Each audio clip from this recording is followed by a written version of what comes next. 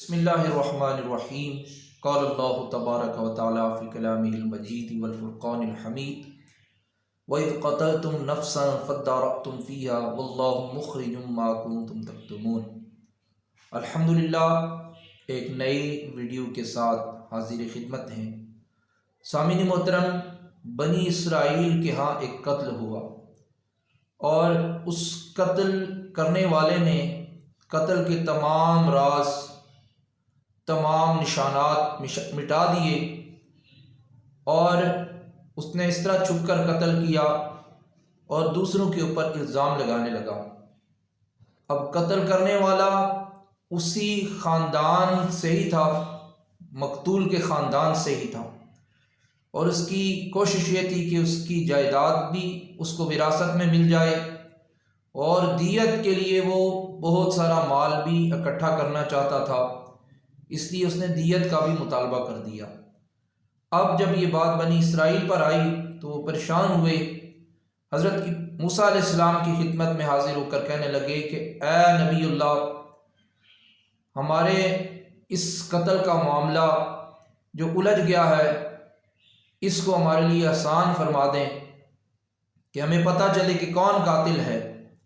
سامعین محترم، حضرت موسیٰ علیہ السلام نے اللہ کے حکم سے بنی اسرائیل کو کہا کہ تم ایک گائے ذبح کرو اور اس کو ذبح کرنے کے بعد اس کے گوشت کا ٹکڑا مقتول کے جسم پر مارو گے تو مقتول زندہ ہو کر خود قاتل کے متعلق بتا دے گا۔ بنی اسرائیل کہنے لگے کہ اس گائے کا رنگ کیسا ہونا چاہیے، وہ گائے کیسی ہو، مختلف علامات پوچھنے لگے۔ حضرت موسیٰ علیہ السلام ان کو چیزیں بتاتے جاتے اور ان کے سوال مزید بڑھتے جا رہے تھے۔ آخر کار حضرت موسیٰ علیہ السلام نے انہیں کہا کہ وہ گائے ایسی ہو کہ جس سے نہ کام لیا گیا ہو، نہ اس کے ذریعے سے ہل چلایا گیا ہو، نہ اس کے ذریعے سے کھیتوں کو پانی دیا گیا ہو، اور ہر عیب سے پاک وہ گائے ہونی چاہیے۔ سامعین محترم، اب بنی اسرائیل کہنے لگے کہ ہم انشاءاللہ ایسا ضرور کریں گے۔ گائے کی تلاش میں جب وہ نکلے ایسی گائے کی تلاش میں، تو اللہ کی شان ہے کہ حضرت موسیٰ علیہ السلام کے دور میں ایک شخص فوت ہوا، اس کی ایک چھوٹا بیٹا تھا، وہ اتنا مالدار نہیں تھا، اس کے پاس ایک گائے کا بچہ تھا۔ اس نے اللہ تعالیٰ کی بارگاہ میں دعا کی، اے باری تعالیٰ میں تیرے سپرد کرتا ہوں، جب میرا بیٹا جوان ہو جائے تو یہ اس تک تو پہنچا دینا۔ اس نے اس گائے کو جنگلوں میں چھوڑ دیا۔ اب جب وہ بیٹا جوان ہوا تو ماں نے کہا کہ بیٹا فلاں جنگل میں جاؤ اور اس طرح کی علامات ہیں، تمہاری گائے ہے، اس کو لے آؤ۔ جب وہ لے آیا تو ماں نے کہا کہ اس کو اب تم بیچ کر جو ہے وہ پھر میرے پاس آنا، لیکن سودا طے کرنے سے پہلے مجھ سے آ کر پوچھ لینا۔ 3 درہم جو رائج الوقت سکہ تھا اس میں اس نے پھر اس کو فروخت کرنا چاہا مارکیٹ میں، تو ایک فرشتہ آیا انسان کے روپ میں، اس نے کہا کہ میں تمہیں 6 درہم دینا چاہتا ہوں۔ تو اس نے کہا چلے مجھے سودا تو منظور ہے لیکن میں اپنی ماں سے پوچھوں گا۔ اس نے کہا ماں سے پوچھے چھوڑو، میں تمہیں زیادہ درہم دینے کے لیے تیار ہوں۔ پھر بیٹا آیا، نہیں میں ماں کی اجازت کے بغیر نہیں اس کو بیچوں گا۔ جب ماں کے پاس آیا تو ماں نے کہا کہ وہ تو 10 بھی دینے کے لیے تیار تھا۔ کہا ٹھیک ہے 10 میں بیچ دینا، لیکن بیچنے سے پہلے ایک دفعہ پھر میرے پاس آ کر اجازت لینا۔ جب وہ پھر مارکیٹ میں گیا پھر وہی فرشتہ آیا، اس نے کہا کہ میں تمہیں 10 درہم دینے کے لیے تیار ہوں۔ کہتا ہے کہ میں آپ کو بیچوں گا لیکن پہلے ماں سے اجازت لے لوں۔ پھر ماں کے پاس آیا تو ماں سمجھ گئی کہ یہ کوئی اللہ کا فرشتہ ہے۔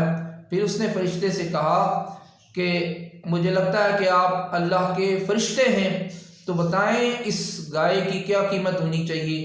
کہا تم اس گائے کو ابھی نہ بیچو، بنی اسرائیل تمہارے گھر میں گائے ڈھونڈنے آئیں گے، اور جب تم سے گائے کا مول اس کی قیمت پوچھیں تو تم نے کہنا ہے کہ اس کی کھال کے اندر، اس کے چمڑے کے اندر جو ہے تم نے سونا بھر کے مجھے اس کی قیمت دے دو۔ تو سامعین محترم، بنی اسرائیل بہرحال ڈھونڈتے ڈھونڈتے اس گھر میں آئے اور وہاں سے گائے انہوں نے خریدی۔ گائے خریدنے کے بعد اس کا مول جو اس نے لگایا کہ یہ جو ہے اس کے چمڑے کے اندر سونا بھر کے دے دو۔ جب وہ لے گئے اور اس کو ذبح کیا، ذبح کرنے کے بعد جب گوشت کا ٹکڑا اس مقتول کے جسم پر مارا گیا تو اس نے زندہ ہو کر اپنے قاتل کے متعلق بتا دیا۔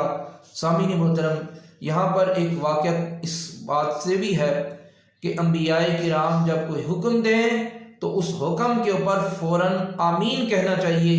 اب اگر بنی اسرائیل زیادہ بحث مباحثہ نہ کرتے، کوئی ہی گائے مطلق گائے ذبح کر کے دے دیتے تو ان کے لیے کافی تھا، مقتول کا جو ہے وہ قاتل کا پتہ چل جاتا۔ اور دوسری یہ بات نبی پاک صلی اللہ علیہ وسلم نے فرمایا کہ اگر وہ انشاءاللہ نہ کہتے تو بھی گائے ذبح کرنا ان کے بس کی بات نہیں تھی۔ سامعین محترم، تیسری بات کہ دین کے اندر بسا اوقات ہم بعض سوال کر کے دین کو مشکل بنا دیتے ہیں۔ دین کے اندر جو ہے وہ اتنے زیادہ سوال نہیں کرنے چاہیے، مطلب جو اللہ تعالیٰ کا حکم ہے اس کو سمجھنا اور اس کو عمل کرنے کی کوشش کرنی چاہیے۔